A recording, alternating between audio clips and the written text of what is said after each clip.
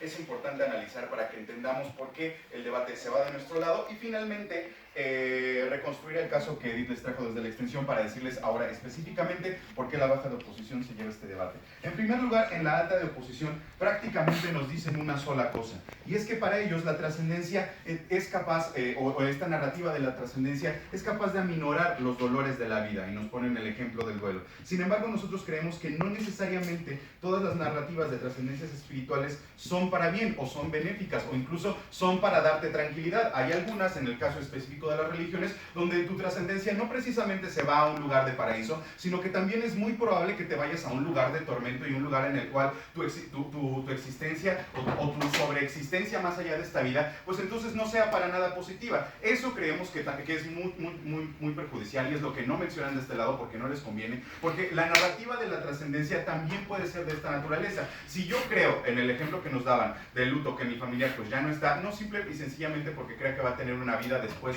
de la material, eso me tranquiliza. Claro que no, porque estas narrativas también vienen con trascendencias que pueden seguir trayendo sufrimientos y dolores, como en el caso de las religiones. De la religión judeocristiana, por ejemplo, está la narrativa de la trascendencia del alma negativa, como la del infierno, o incluso en algunas otras religiones hinduistas, la posibilidad de que yo involucione. Entonces no es cierto, y me vuelve una existencia todavía menos compleja. Entonces no es cierto que el simple hecho de yo tener una noción de que puedo trascender más allá de esta vida, te traiga necesariamente y 100% una tranquilidad. De hecho, lo que trae es la posibilidad de que tú pienses que puedes seguir sufriendo también más allá de esta vida. En la baja de oposición, nos dicen que, bueno, pues no todo trasciende y está bien, ¿no? Pues, sin embargo, creo que la baja de oposición se equivoca, porque aquí no estamos discutiendo si la trascendencia es buena o es mala. Lo que estamos discutiendo es que esta narrativa sea justificable para entenderse como el único propósito de la vida, ¿no? Y luego dicen, lo que importa es la materialización, y con esto, y en varias dimensiones, personal, como especie, ¿no? Y con esto nos dan en esas mismas dimensiones el caso a nosotros, porque en el momento en que no se materialice, ya les explicaba Edith, entonces, por lo tanto, yo no voy a estar cumpliendo con el propósito de mi vida. Nosotros creemos que más allá de la narrativa de la trascendencia, podemos cumplir con el propósito de nuestras vidas, y entonces, pues, todo ese argumento termina por darnos el caso a nosotros. Y para terminar con la refutación de la baja de oposición, ellos dicen, es que pues al final como que hay cierta lección de esta perspectiva de poder trascender. Nosotros creemos que de nuestro lado esas lecciones ni siquiera tienen lugar, o ni siquiera tienen que ser aprendidas de una manera externa, sino que somos nosotros quienes podemos ir construyendo absolutamente la manera en la cual queremos vivir. Y bueno, pues un problema con toda la bancada es que jamás explicaron por qué se debería tomar la narrativa de la trascendencia como el propósito de la vida. Y bueno, pues los puntos de choque para decir por qué el debate se va de nuestro lado, creemos que hay dos puntos de choque importantes. El punto de choque número uno, el de la libertad. Del lado de ellos hay una libertad coartada, una libertad muy limitada. ¿Por qué? Porque única y exclusivamente yo soy libre, digamos, de tener un propósito para mi vida de acuerdo a aquello que trasciende. Si yo no logro trascender, entonces por lo tanto no voy a lograr ser libre. Nosotros creemos que es bastante posible ser libre sin necesariamente trascender. Entonces, de nuestro caso hay una total libertad, porque no hay un solo propósito para la vida, sino que puede haber muchísimos, en tanto haya individuos que puedan ser capaces de pensar que no tienen que necesariamente trascender para tener un propósito en nuestra vida. Entonces, de su lado hay una libertad coartada, de nuestro lado hay una libertad total, en tanto que no hay un solo propósito de la vida, hay muchísimos. El segundo punto de choque, ¿dónde hay una mayor probabilidad de encontrar un propósito? En su lado hay una sola posibilidad, hay muchísimo menos probabilidad, porque solamente hay un propósito en esta vida. De nuestro lado hay muchísimos, entonces es muchísimo más probable que tú le encuentres sentido a tu vida, que tú vivas una vida mejor, que tú vivas una vida más llevadera, porque de este lado no te limitas, no tienes una sola perspectiva y una sola manera de construir tu existencia, sino muchísimas.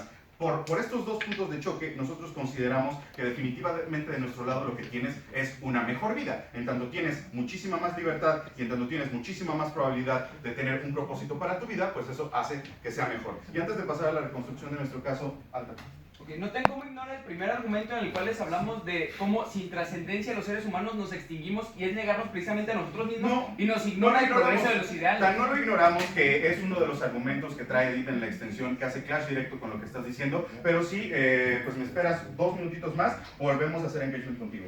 Y bueno, les explicaba Edith en los argumentos de la extensión, es que hay un problema con la expectativa y les explicaba claramente, el problema es que este esperar quita tu visión de lo que tienes justo ahora y que es lo único y exclusivamente lo que te va a poder dar un propósito, una felicidad, libertad y una mejor vida. Es fútil pensar que lo que me va a dar un propósito, una mejor vida y libertad sea algo que está en todos lados menos aquí y ahora. Lo que hace entonces la narrativa de la trascendencia como único propósito de la vida humana es limitarte y quitar la atención de lo que tienes aquí y que muy probablemente es lo único eficiente, es lo único eficaz que va a traer un propósito y una mejor vida para ti. En el segundo, el engaño de la narrativa. Y les explicaba Edith que desafortunadamente en el statu quo capitalista que también traen en la alta, ¿no? Esta narrativa ha sido diseminada muy probablemente para engañar a las personas, porque hay una necesidad social de un propósito, hay una necesidad social de un propósito muy claro. Sin embargo, nosotros creemos que esto ha propiciado que se engañen a las personas de que solo hay un propósito con su vida y que incluso se puede comerciar y